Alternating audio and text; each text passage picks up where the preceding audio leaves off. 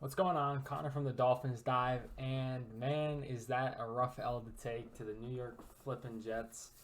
Um, Obviously, Dolphins lose 40-17. Rough game um, from start to finish.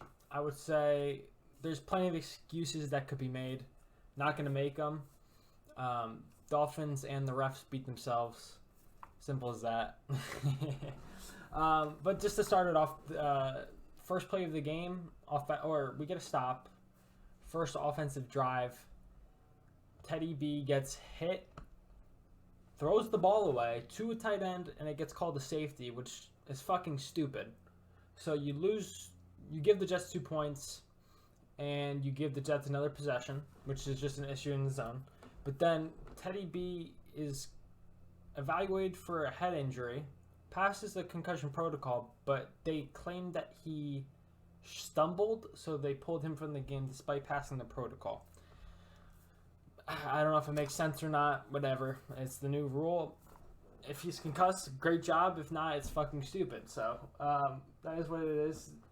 The game's not fully over yet. We're on red zone. I just decided to get ahead of this game. It wasn't heading in any better direction.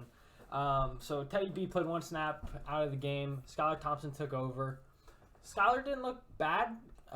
He had one pick, which wasn't really even his fault. The defensive lineman tipped it. Otherwise, it would have been completion.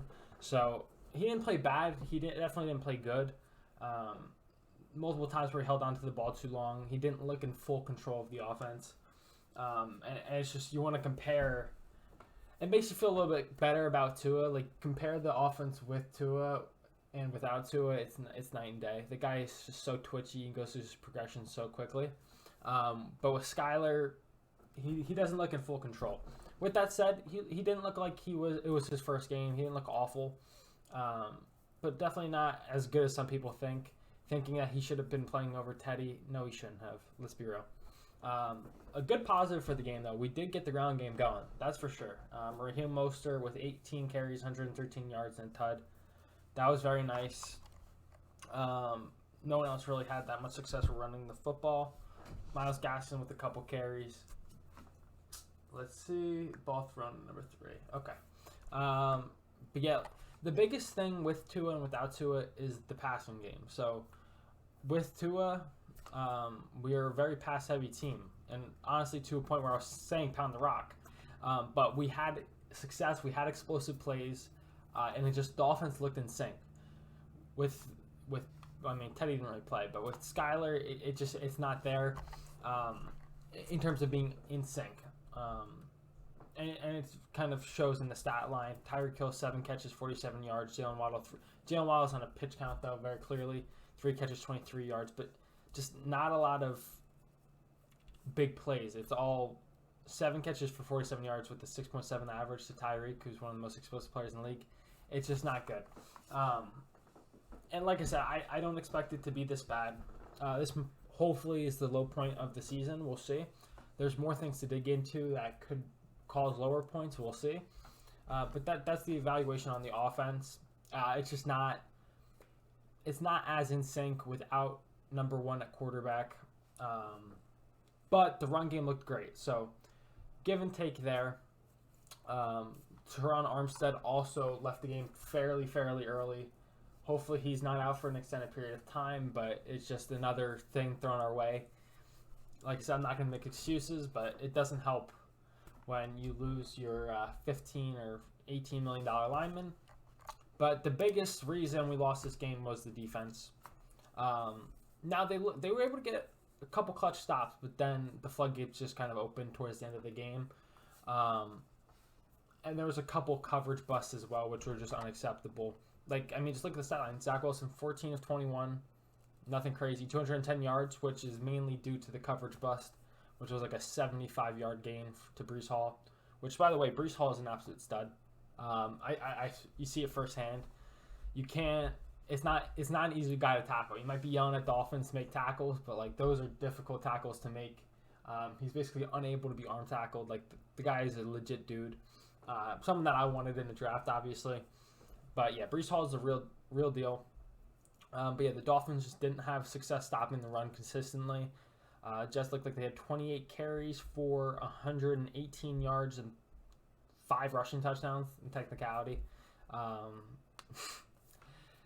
mean, 28 for 118 that's bad, but I mean it could be worse, but it's not good whatsoever. Especially consistency. That's the biggest thing. There were multiple times where we got gashed.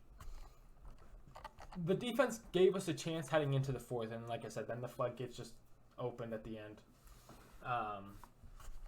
It was just rough. The coverage bust sucked. But yeah, like I said, a couple ticky-tacky penalties as well. One of their drives where they got a field goal. There's 2 face mask calls that were like kind of real calls, but it's just like unnecessary.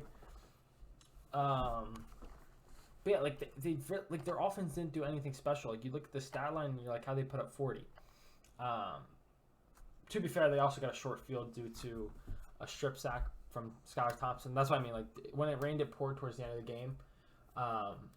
But that's the biggest thing, is that our offense was not able to be in sync enough to take advantage of times our defense got the ball back, and then they would give the ball back right back to the Jets, and they'd be able to capitalize. So tip the cap to the Jets. They executed. They did a good job defensively, limiting explosive plays. Offensively, they were able to run the ball extremely well, and basically just one coverage bust in terms of their passing game. Otherwise, their passing offense wasn't anything too crazy, but there is cause for concern for the defense. Not overly. Some people are flipping out, like ready to hit the panic button. I'm not there yet. My biggest concern was the run defense. Yeah, people are ready to flip on Boyer. Like, calm down. He's without his top corners. Like, we beat the Bills. Like, I wouldn't be too worried yet, but this is slightly alarming, giving up 40. Now, once again, granted, the offense gave the Jets good field position on multiple occasions, but the defense just didn't do enough too. Like, it doesn't look as dominant as it had prior. It's look okay, and like now making excuses for like, oh, the offense put them in bad position, which is true. But last year they were just, obviously second half as well. The first half they did not look good, but the second half they looked dominant. They don't look that way currently. They are without X and Byron currently, so I'm hoping X and Byron back brings a little more consistency. Because like I said, there were multiple drives where the defense looked solid, but then the floodgates opened. It was too late, obviously, by then. So obviously that's a tough L. I think we're the better team. We will show throughout the season that we're the better team.